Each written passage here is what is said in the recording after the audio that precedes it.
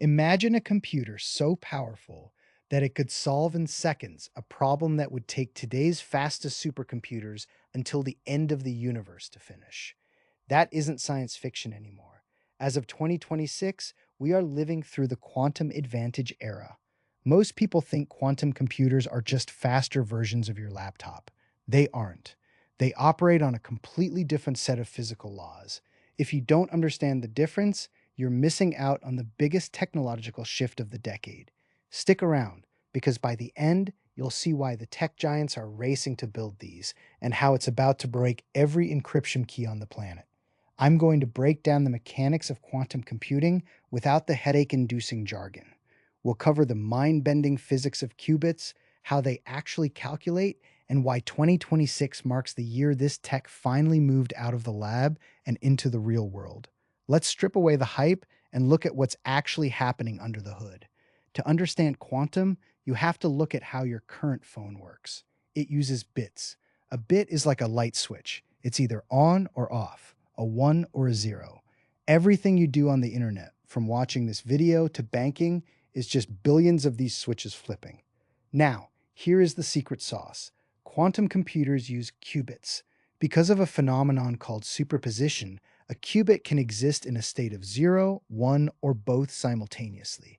Think of a spinning coin. While it's spinning on the table, is it heads or tails? It's kind of both, right? That's superposition. This means that instead of checking one solution at a time, a quantum computer can explore a vast landscape of possibilities all at once. But there is a catch that most people ignore, something called decoherence, which I'll explain in a moment.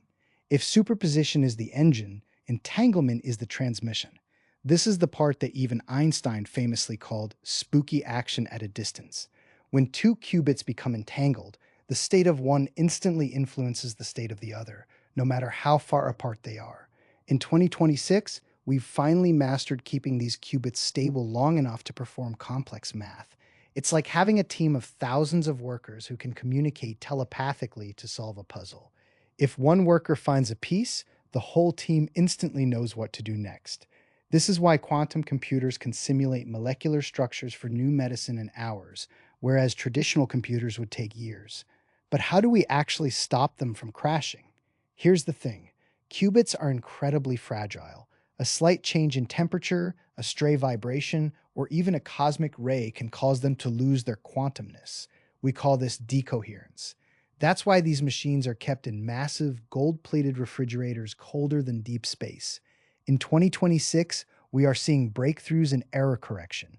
We aren't just building more qubits. We are building better, more stable ones. This is the transition from the experimental phase to the industrial phase. It's the difference between a prototype and a product. So, why should you care?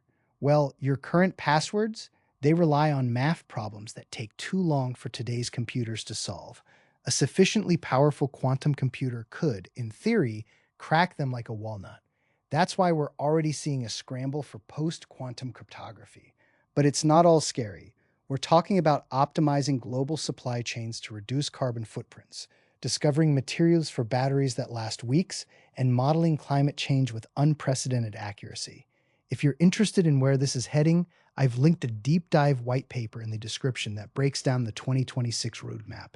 If this cleared up the mystery for you, hit the like button. It really helps the channel. I'm curious, if you had access to a quantum computer for one day, what problem would you solve? Let me know in the comments below. I read every single one. Don't forget to subscribe. In our next video, we're going to look at the AI models that are actually being trained on these quantum systems right now. You won't want to miss that. Thanks for watching, and I'll see you in the next one.